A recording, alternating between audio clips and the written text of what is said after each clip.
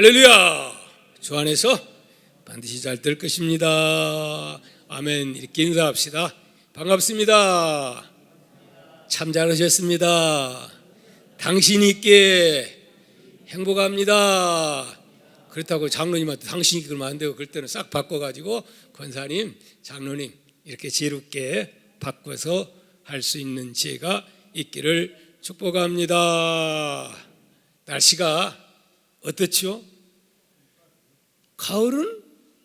가을인가 싶더니 그냥 겨울로. 엊그저께 에어컨 틀다가 그냥 가을은 없어지고 그냥 지금 온풍기 트네요. 글쎄 참 이렇게 바뀌어지는 모습을 보게 됩니다. 자, 오늘은 이런 말씀으로 주께서 우리 모두에게 은혜를 주시기를 바랍니다. 제목이 뭐지요? 시작. 은혜를 받은 자와 겸손. 이런 제목으로 주의 말씀을 전달하고자 합니다. 한 설문조사에 따르면 우리나라와 일본 기업가들이 가장 존경하는 경영자가 있는데, 그가 마쓰시타 전기산업의 창업자이자 경영의 신으로 알려진 마쓰시타 고노스케 회장이라고 합니다. 일본이 한참 호황을 누릴 때에 많은 젊은 인재들이 이 회사에 입사하려고 모여듭니다. 그리고 이 회사는 시험을 보고 마지막 면접을 하게 되는데, 이 마지막 면접에는 누가 하느냐? 이 회장님이 직접 면접을 했다고 합니다. 그 면접 내용인즉 이렇습니다. 당신이 만약에 우리 회사에 합격하게 된다면 운이 좋았기 때문이라고 생각하는가, 아니면 자기의 노력의 결실로 인해서 합격했다고 그렇게 생각을 하겠는가? 그러면 여러분 같으면, 만약에 여러분이 이런 면접을 받는다면 도대체 둘 중에 어떤 걸 선택해야 회장님이 합격, 그렇게 생각이 될 것 같습니까? 한번 나름대로 채점을 한번 해보시기를 바랍니다. 자, 그러면 이분은 점수를 어디에다가 주었을까요? 마쓰다 이 회장은 이 문제에 대해서 자기 노력 때문이라 이렇게 답한 사람을 합격해서 떨어뜨리고, 운이 좋다고 답한 사람 중에서만 신입사원을 뽑았다고 합니다. 이상하죠? 몇 년 후 이것을 눈치챈 기자들이 그 이유에 대해서 회장님에게 물었다고 합니다. 그랬을 때 회장님은 자세하게 이렇게 대답을 했다고 해요. 어떻게? 운이 좋았다고 말한 사람의 마음속에는 이렇게 성공한 것이 내 힘만으로 된 것이 아니라 다른 여러 사람의 도움이 있었기에 내가 이렇게 된 것이다 하는 그런 생각을 갖고 살아가는 사람이랍니다. 그러면서 다른 사람들에 대한 감사하는 마음을 가지고 살아가는 사람이라고 하는 것이지요. 또 이런 사람은 나중에 회사에서 문제가 생겼을 때에도 긍정적인 자세로 문제를 잘 극복해 나가더라 하는 것입니다. 아멘입니까? 이해가 갑니까? 반대로 자기 노력으로 잘 되었다 하는 사람은 항상 정당한 대우를 받지 못한다고 불퉁불퉁 섭섭이가 들어가서 장기적으로는 회사에 화목함이 되지 못하고 결국 어려운 문제가 발생할 때는 감당을 못하는 자가 되더라, 그렇게 이야기를 했다고 합니다. 성도 여러분, 이 바티스타 회장은 예수님을 믿는 사람은 결코 아니었습니다. 그는 운이 좋다는 표현을 썼는데 이 말을 기독교적 표현으로 바꿔보면 뭘로 바꿔볼 것 같습니까? 은혜를 안다, 그렇게 말을 할 수가 있겠습니다. 사랑하는 동화종 여러분, 은혜를 아는 사람은 은혜를 알기에 감사하며 살아갈 수밖에 없는 것입니다. 하지만 은혜를 모르고 살아가는 사람은 모든 것이 당연한 것으로 생각하기에 감사할 줄 알아요, 몰라요? 감사할 줄 몰라요. 또 그렇게 그냥 살 수밖에 없는, 당당합니다.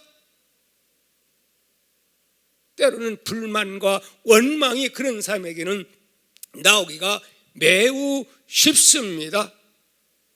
때문에 은혜를 아는 사람은 겸손할 수 있지만 은혜를 알지 못하는 사람은 자기 잘난 맛으로 살기 때문에 결국은 그 사람은 행복한 그러한 삶보다는 오히려 불행한 삶을 살아가고 실패의 삶을 살아가기가 쉽다 하는 말씀입니다. 사랑하는 동화형 여러분, 오늘날 우리 신앙인 또한 마찬가지라고 생각이 됩니다. 아멘입니까? 우리가 참 그리스도인이라면 나 같은 죄인이 하나님의 그 크신 십자가의 은혜로 영생의 복을 소망하며 살아가기에 교만할 수는 결코 없는 것이며 항상 겸손하고 낮은 자세로 그 은혜에 감사하며 내가 받은 은혜를 어떻게 섬기면서 하나님 나라를 위해서 영광 돌리며 살 것인가를, 그런 문제를 놓고 기도하는 사람인 줄 믿습니다. 아멘입니까? 그래서 오늘 저는 제목을 뭐라고요? 은혜를 입은 자와 겸손, 이런 말씀으로 하나님의 말씀을 전달할 때에 종도, 여러분도 이 말씀을 듣는 모든 동아의 공동체 식구들이 참으로 겸손하고 감사하며 은혜를 알고 은혜를 갚기에 살아가는 빚진 자의 삶을 살아가는 축복의 주인공들이 다 되시기를 예수님의 이름으로 축복합니다. 아멘. 지난 절의 로마서 강해에서는 혹시 제목 아시나요? 핑계 댈 수 없습니다, 이러한 제목으로 주로 유대인들을 상대해서 그들이 구원받지 못하고 심판받음에 있어서 우리는 복음을 듣지 못했기 때문에 그런 핑계를 댈 수가 있다, 댈 수 없음에 대해서 말씀을 전했습니다. 예수를 알 수가 없다, 우리가 복음을 듣지 못해서. 그런 말 역시 핑계할 수가 있다, 없다 하는 등등의 말씀을 드렸습니다. 사랑하는 성도 여러분, 이 유대인들은 예수를 알 수 있는 세계에서 가장 좋은 환경과 여건, 아브라함의 후손을 통해서 선지자들로부터 놀라운 복음의 메시지를 어느 나라보다도 가장 많이 들었고, 바로 그 나라에 누가 예수 그리스도가 성경대로 오신 줄 믿습니다. 예수님을 통해 직접 말씀을 들었고 기적을 경험했고 이 소경이 눈을 뜨고 또 걷지 못하는 자가 일어나고 풍랑을 잔잔케 하고 오병이의 역사를 경험했고, 그 이상의 더 어떤 증거나 믿음에 있어서 필요하겠습니까? 그럼에도 불구하고 안타까운 것은 유대인들은 복음 받는 것이 너무너무 인색하고 더디었습니다. 나중에는 이방인들이 다 예수님을 믿고 복음 던지면 그냥 그 복음 앞에 무릎 꿇고 눈물 흘리며 엄청난 변화가 일어나는데 유대인들은 오히려 방해꾼이 되었다 하는 말씀을 드린 바 있습니다. 자, 지난주에는 유대인을 대상으로 했다면 오늘의 말씀은 누구를 대상으로 하는 말씀인가? 곧 이방인에 해당되었던 사람들, 곧 나와 여러분을 향한 메시지요, 이를 통해서 오늘 우리에게 주시는 주님의 음성으로 받을 수 있기를 축복합니다. 우리 본문 가운데 특별히 17절 말씀을 보도록 합니다. 17절, 온풍기는 좀 껐으면 시끄러워가지고, 온풍기가 시끄러워서 끄는 게 좋을 것 같습니다. 너무 더우면 졸려요. 아직은 지금 몇 월 달인데 춥더라도 조금 참으시기를 바랍니다. 자, 17절 우리 한번 읽도록 합니다. 크게 읽습니다. 시작. 돌감나무인 내가 그들 중에 젖붙임이 되어 참감나무 뿌리에 진액을 함께 받는 자가 되었은즉, 이렇게 말씀을 하지요. 이 말씀을 읽어봐도 좀 아리송송한 말씀들이죠. 그럼 이 말씀이 어떤 말씀이냐? 이 말씀은 우리는 과거 이방인이었다, 처음부터 이스라엘처럼 하나님의 백성이었다? 아니었다. 하나님께서 이방인인 우리에게 복음의 문을 열어주셨기 때문에 예수 그리스도를 믿게 되었고, 그런 우리가 영생의 이 어마어마한 복을, 구원의 복을, 그 반열 속에 들어가는 행운을 우리는 차지했다. 믿습니까? 예수 믿는다는 것이 어마어마한 복인 것을 여러분 믿습니까? 저는 믿습니다. 바울은 이방인 우리가 구원을 받게 된 것은 마치 무엇과 같다, 그것을 비유로 해서 젖붙이는 비유를 말씀하고 있는 것입니다. 혹시 젖붙임에 대해서 모르는 분 여기 있습니까? 젖붙이는 거, 젖붙이는 거예요. 띄어다 이거 잘라다가 여기다 붙이는 거예요. 그를 지금 비유를 해주는데, 한 농부가 하루는 좋은 감람나무, 어떤 거요? 좋은 감람나무의 많은 가지들을 잘라버립니다. 그리고 거기에다가 어떤 것을, 참감람나무 줄기에다가 돌감람나무를 덧붙였어요. 그랬더니 거기에서 주렁주렁 풍성한 열매가 맺혔다, 이렇게 말을 하고 있는 거죠. 그러면 여러분, 참감람나무에 거기는 누가 꼭 필요한 거예요? 농부가 필요한 거예요. 농부는 누구를 말하는 거예요? 농부는 하나님. 그러면 여기에 이 뿌리는 누구를 말하는 거예요? 누구? 뿌리. 믿음의 조상. 여기는 아브라함이 안 나오는데 원문에 보면 믿음의 조상 아브라함이, 다른 성경에 또 그렇게 나옵니다. 그러면 감람나무는 누구를? 유대인들을 말하는 것이고, 그런가 하면 감람나무는 감람나무인데 참감나무가 있고 또 돌감나무가 나옵니다. 그러면 돌감나무가 누구요? 저예요. 돌감나무가 누구요? 바로 이스라엘 백성이 아닌, 그들은 이방인들을 뭐 취급했어요? 또 취급을 했어요. 그러지 않았습니까? 그리고 그 중에 많은 가지를 잘라냈다고 하는 말은 무슨 말이냐?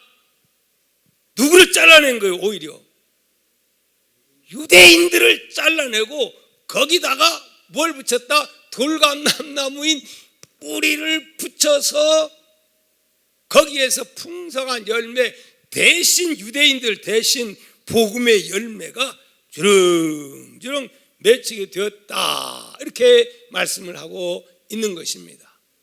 여러분, 돌감람나무는 사실 예수님 당시만 하더라도 계측을 받았고, 이 돌감람나무 이방인은 무슨 취급받아요?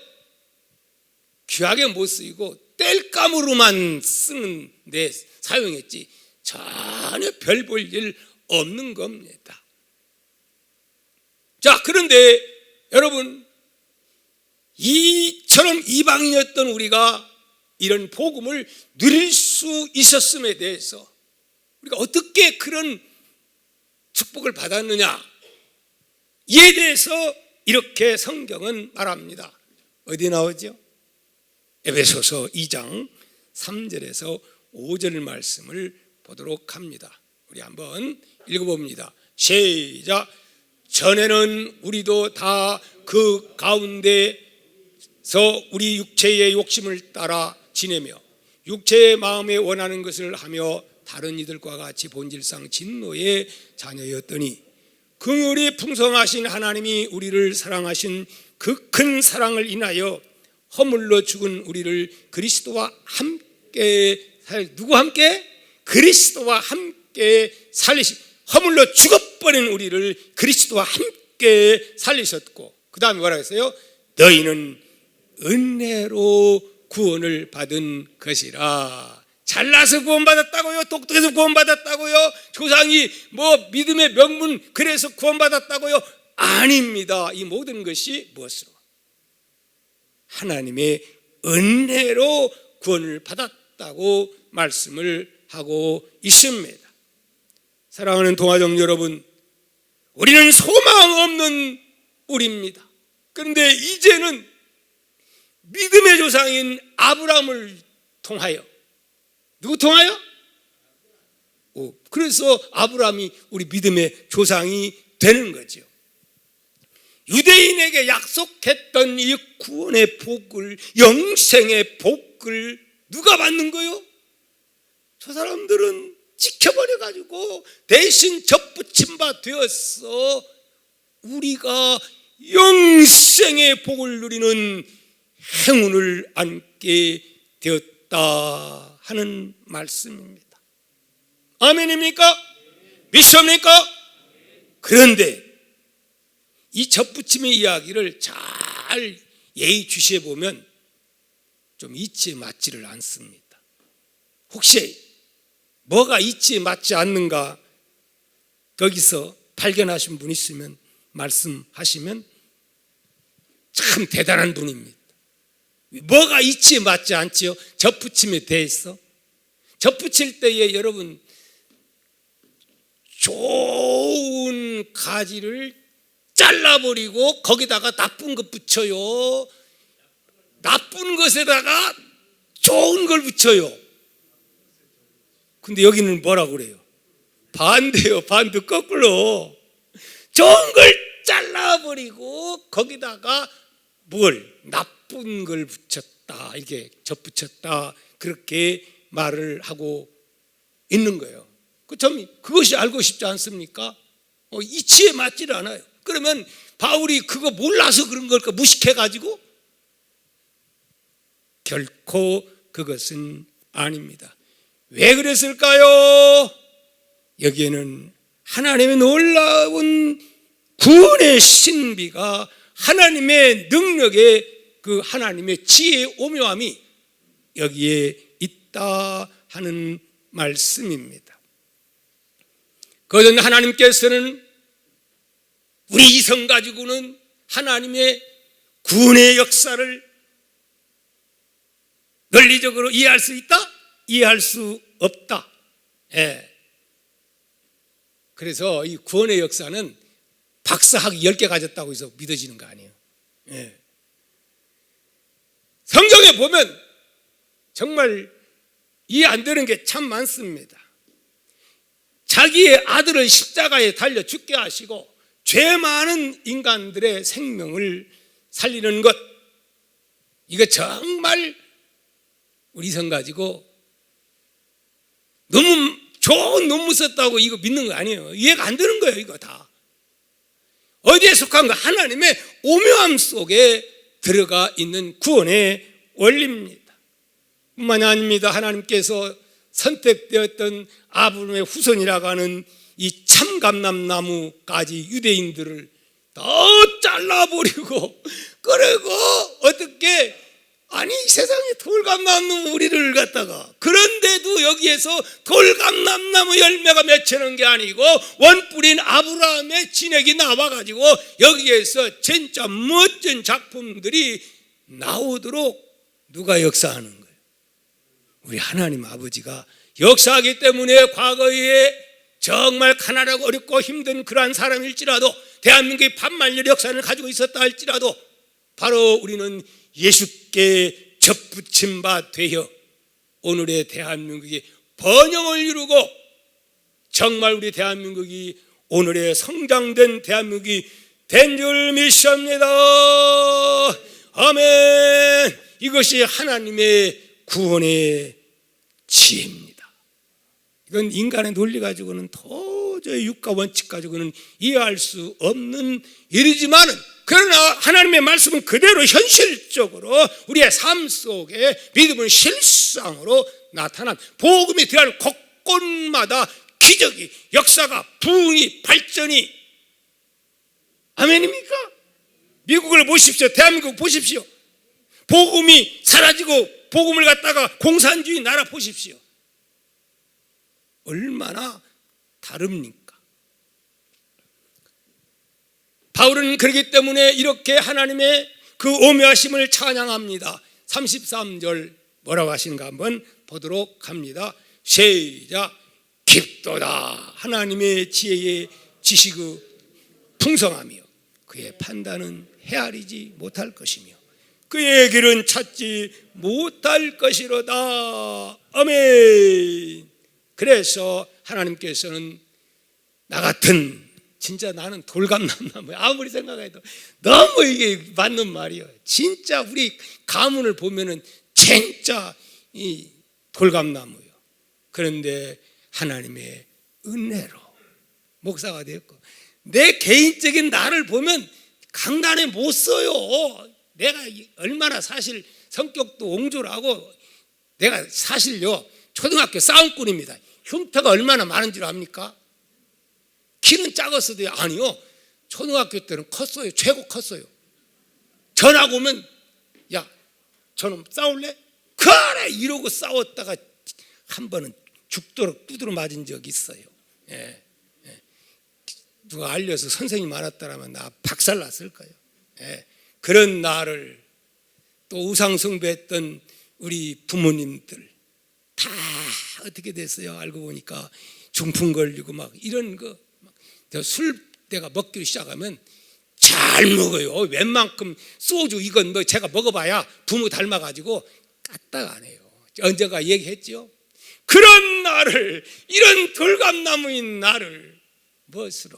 아버지 하나님의 은혜로 목사 세워주어서 좋은 일꾼 만나게 하시고 오늘의 동화교회 하나님 이렇게 역사하신 아버지의 은혜, 아니 나는요 그만 생각해도 이건 나로서는 감당 못해요. 모든 것이 하나님의 은혜인 줄 믿습니다. 자, 그런데 중요한 거 24절 말씀인데, 이러한 그 접붙임에 있어서 가장 중요한 요소가 하나가 있는데 그게 뭐냐? 24절 읽습니다. 시작.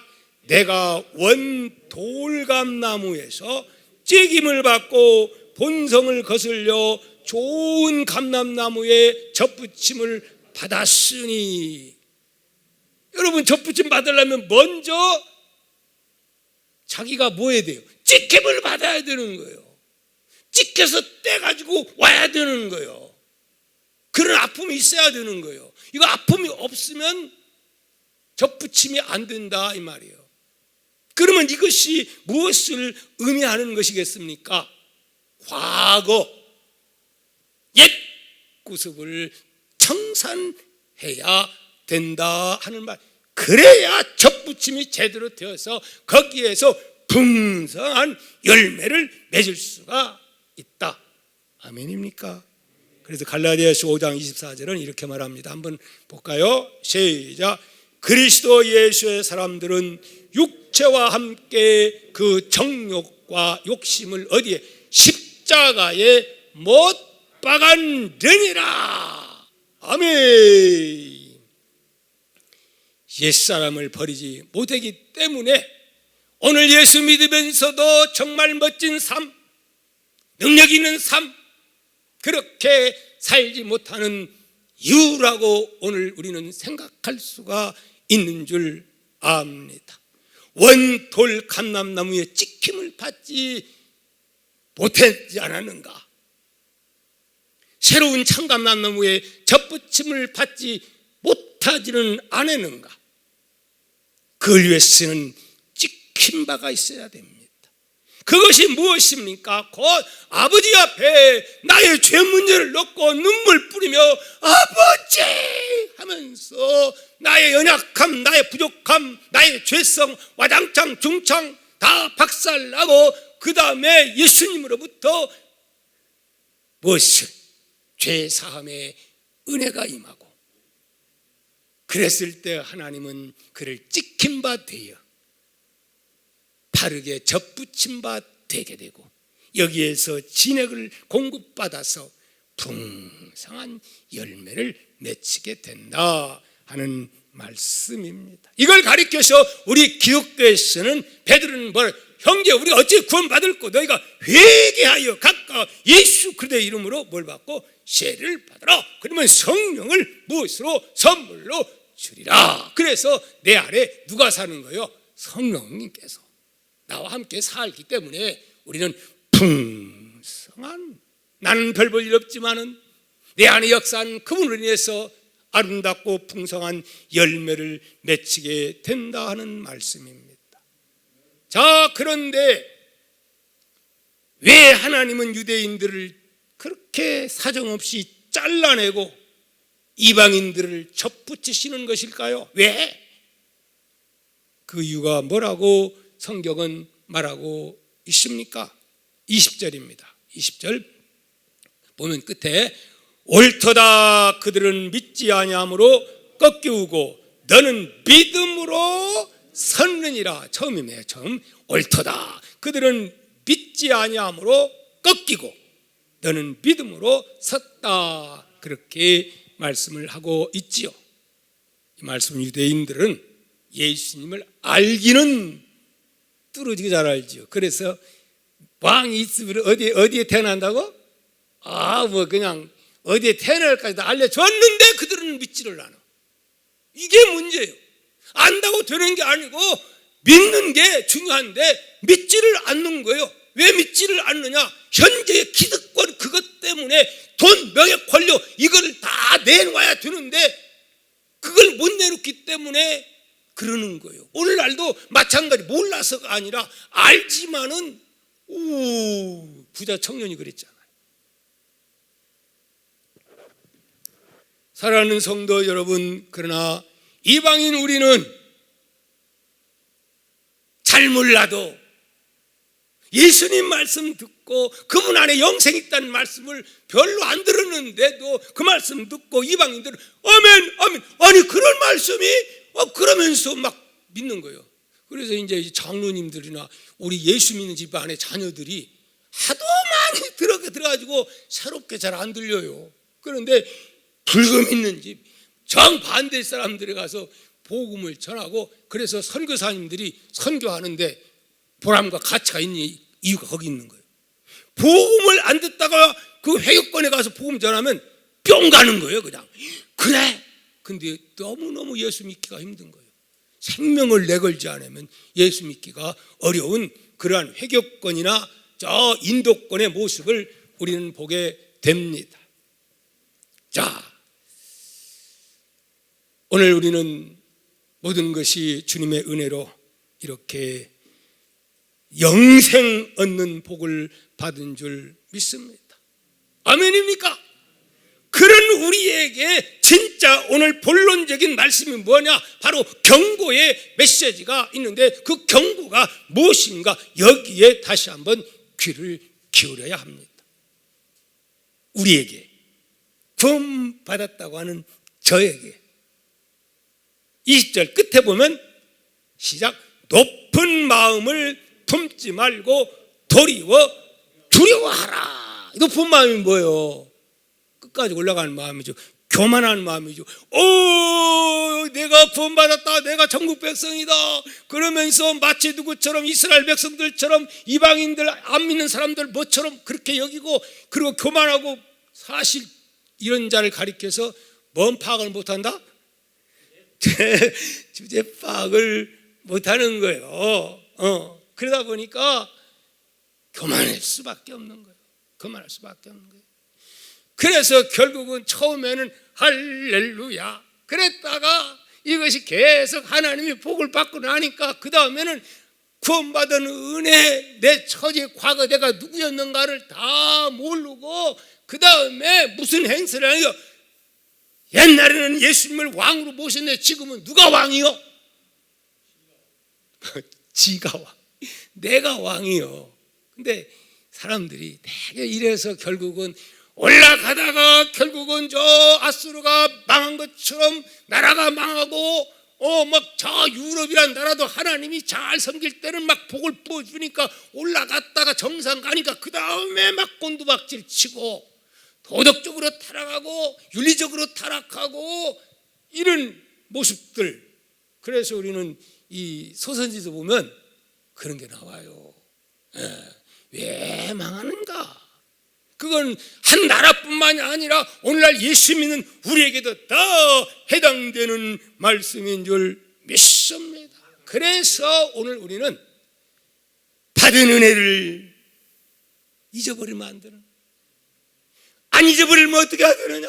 하나님 말씀을 상고하면서 하나님과 독대하고 기도 생활하고 주님의 그 큰 은혜 속에 오늘 본문에 머물러라, 머물르면 산다, 머물르면 하나님이 복을 준다. 그렇게 지금 끝에 보면 말씀을 하고 있는 줄 믿습니다. 결국은 그렇게 되다 보면은 교만하면 나중에는 떠나게 되는 거예요. 예수님이 안 보여, 말씀이 안 보여. 그래서 결국은 불만 잔뜩 갖다가 은혜 떠나니까 역시 믿음 떠나게 되는 거고, 하나님과 빠이빠이 하게 되어서 실컷 터지고, 구원받은 자는 실컷 터진 후에 탕자처럼 돌아오긴 돌아옵니다만, 그러나 그에 대한 그 고난이 너무너무 심한 거야. 나는 귀하게 있는 동아의 가족들은 그런 고난 없기를 예수님의 이름으로 축복합니다. 바로 그것이 뭐냐? 겸손입니다. 그것이 뭐냐? 은혜를 잊지 않고 감사하는 그러한 삶인 줄 믿습니다. 탕자가 왜 집을 떠났습니까? 뭐가 부족해서 떠났습니까? 그 뭐 때문이요? 은혜를 감사할 줄을 몰라. 당연한 것으로 알았어요. 당연한 것으로. 오늘날 마찬가지입니다. 우리의 자녀들도 마찬가지. 과거에 비하면 진짜 10배, 20배, 100배. 진짜 지금 세상은, 오늘 박예철 목사 설교하는데 내가 은혜 많이 받았어요. 여러분 일부 예배 설교, 오늘 설교 특별히 한번 들어봐요. 오늘 이 코로나 바이러스 이런 시대에, 뉴노멀 이런 시대에 상당히 제가 도전을 많이 받았는데요. 여러분 너무 중요합니다. 내가 뭔 얘기하다가 이 얘기했지? 이 은혜를 망각하면 안 된다 이 말이죠. 그리고 어차피 내가 광고를 하려고 했는데, 일부 예배도 여러분 다른 설교보다 우리 본 교회 일부 예배는 어떤 설교를 했는가? 우리에게 주시는 말씀 교회에서는 못 듣는다 할지라도 꼭 집에서는 다른 목사님 설교보다도 우리 교회에 일부 예배 들은 분들은 2부 예배 설교도 들으시고, 할렐루야. 또 2부 예배 들은 분들은 1부 예배도 들으시고, 그리고 뿐만이 아니라 우리 큐티 하는데 새벽기도 다 영상으로 해주고 있잖아요. 그러니까 큐티도 다 이제 앞으로는 다 큐트해야 돼요. 그리고 새벽기도 다 영상으로 보니까 한번 비록 새벽이 못 나온다 할지라도 보게 되면 아하, 이 역사가, 이게 새로운 역사가 일어나야 됩니다. 아까 영상 얘기하다 그랬죠. 이제 지금의 시대에는 옛날로 돌아가면 안 된다는 거예요. 새로운 시대에, 새수는 새 부대에, 그러기 위해서 우리가 이 영상이라는 게 참 중요합니다. 옛날처럼 그렇게 정상으로 돌아가질 않아요. 무슨 말이냐? 말씀을 새벽 기도도 있고 수요일도 있고 금요 기도도 있고 기왕이면 내 교회 설교를 듣고 그 다음에 다른 또 설교를 듣는다. 이것이 바로 우리 동아교회 주인의식을 가진 자의 자세입니다. 아멘입니까? 이 설교 원고는 없는데 어찌 됐든 간에, 자 여러분, 은혜는 뭐와 같냐? 마치 공기와 같습니다. 따라서 은혜는 공기와 같다. 공기는 눈에 보여요, 안 보여요? 눈에 안 보입니다. 그렇지만 공기 때문에 우리는 사실은 호흡을 하고 있습니다. 한번 한 10분만 맡고 있어 봐요. 그때 보면 공기가 얼마나 소중한가를 우리는 알게 될 것입니다. 무슨 말이냐면 우리가 이런 것들을 의식하지 아니하면 그냥 아무런 생각 없이 그냥 당연히 있는 걸로 생각하는 거예요. 당연히 아닙니다, 여러분. 공기가 당연히 있는 거 아니에요. 아무 곳에도 우주에 다 있는 거 아니에요. 지구촌에 하나님이 당신의 자녀들 살라고 하나님이 공기를 우리에게 준 거예요. 하나님의 은혜 없이는 안 된다, 이 말씀입니다. 하나님의 자녀이기 때문에 우리는 말씀을 통해서 은혜로 살아간다는 것은 지식적으로는 알고 있습니다. 그러나 그것만 가지고는 되는 게 아니고 날마다 하나님이 살아계심을 의식하는 삶, 나의 힘으로 사는 게 아니고 이것이 모든 것이 하나님의 능력으로 지금 살아가고 있다는 이 믿음, 우연이 아니라 이게 매우 중요합니다. 현재의 내 삶이, 복된 삶이, 누리고 있는 이 삶이 당연하다고 생각하는 이 생각하기가 쉬운데 그건 잘못된 생각이라 이 말씀입니다. 때문에 우리는 날마다 받은 바 주님의 은혜를 삶 속에 잊지 않고 고백하는 기도의 삶이 반드시 하나님의 자녀라면 있어야 됩니다. 그것을 주님과의 독대라고 합니다.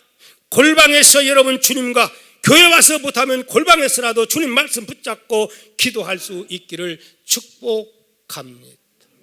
하나님 은혜 없이는 나는 살 수 없습니다. 아버지여 나를 붙잡아 달라고 하나님 앞에 비록 내 기도 소리가 잘못됐다 할지라도 하나님은 그 모습 보고 들으셨다가 급하면 그거 들어주고 그게 좀 잘못됐다 들었다가 필요할 때에 쌓아놨다가 하나님은 갚아주리라고 믿습니다.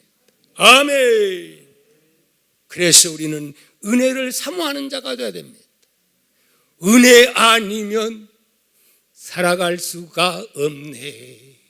호흡마저도 다 주의 것이니 세상 평안과 위로 내게 없어도 예수, 오직 예수뿐이네. 거센 계획 다 볼 수도 없고 작은 고난에 지쳐도 주께 묶인 나의 모든 삶 버티고 견디게 하네. 은혜 아니면 살아갈 수 없네. 나의 모든 것 다 주께 맡기니 참된 평안과 위로 내게 주신 주 오직 예수뿐이네. 아멘. 그렇습니다. 이 코로나 바이러스가 창궐하는 이런 시대에도 하나님의 은혜 안에 있으면 두려움이 없어요. 아무리 풍랑 쳐도 여러분 그죠? 이제 우리 세차하러 갔을 때 막 난리 법석인데도 차 안에 문 닫고 있으면 어때요? 아무렇지도 않아요. 아무렇지도 않아요. 온통 차창 밖에는 난리 법석, 천둥 번개 치고 막 온통 난리지만 차 안에 있으면, 은혜 안에 있으면 하나님의 안전보가 있기 때문에 편안한 복된 우리의 삶을 살아가게 될 줄 믿습니다. 아멘. 예, 여러분, 이 참된 은혜의 사람은 어떤 삶을 살아가는가? 받은 바 은혜를 나누어 주는 삶을 살아가게 되는 줄 믿습니다. 아멘입니까? 받았으면 나만 가지고 있으면 안 되는 거예요. 받았으면 받은 은혜를 흘려보내야 되는 거예요. 통로가 되어야 되는 거예요. 여러분, 저 이스라엘에는, 그쪽 팔레스틴 그쪽에는 바다가 두 개가 있습니다. 하나는 갈릴리 바다, 하나는 사해 바다지요. 근데 두 개의 바다가, 하나는 갈릴리 바다는 거기에는 고기가 풍성하고 새떼가 날아오고 정말 아름다운 곳이 갈릴리 바다입니다. 요단강에서 물을 받아 갈릴리 바다는 그렇게 풍성하고 고깃대가 많고 새가 지저귀고 꽃이 피고 그런 곳이 갈릴리 바다입니다. 그런데 그 밑에 요단강 물을 받는 사해 바다는 어떠느냐? 사해 바다는 같은 요단강 물을 받긴 받는데 어찌 된 건지 여기는 새도 없고 고기도 없고 꽃도 없고 죽음의 바다, 사해 바다요. 왜 그렇죠? 원인이 뭘까요? 갈릴리 바다는 받아가지고 받은 것을 그대로 보냅니다. 받았으면 그대로 보냅니다. 근데 사해 바다는 주변 그냥 입만 쭉 벌리고 뻘컥 잡수기만 하고 내놔요, 안 내놔요? 안 내놓는 거예요. 그러니까 썩어요. 그러니까 소음이 되는 거예요. 생명이 없는 거예요. 여러분, 우리 인생도 마찬가지입니다. 두 종류입니다. 사해바다 같은 그러한 삶을 살아가는 사람이 있는가 하면은 뭐처럼 갈릴리 바다와 같은 그러한 삶을 살아가는 인생이 있으니, 저와 우리 동아의 가족들은 받은 바 은혜 중에 가장 큰 은혜는 무슨 은혜일까요? 영생의 은혜입니다. 천국 가는 은혜입니다. 이 받은 은혜를 우리도 어때? 흘려서 다른 사람이 같이 누릴 수 있도록 그런 삶을 살아야 될 줄 믿습니다. 그러려면 겸손해야 됩니다. 오만망자해가지고는 그렇게 복음을 전할 수가 없고 흘려보낼 수가 없는 줄 믿습니다. 우리 모두가, 저와 우리 동아의 가족 모두가 갈릴리 바다처럼 은혜를 사모해서 받아가지고 주는 삶, 우리 동아교회가 그러한 삶을 살아갈 수 있는 동아의 공동체가 될 수 있기를 예수님의 이름으로 축복합니다. 축복합니다.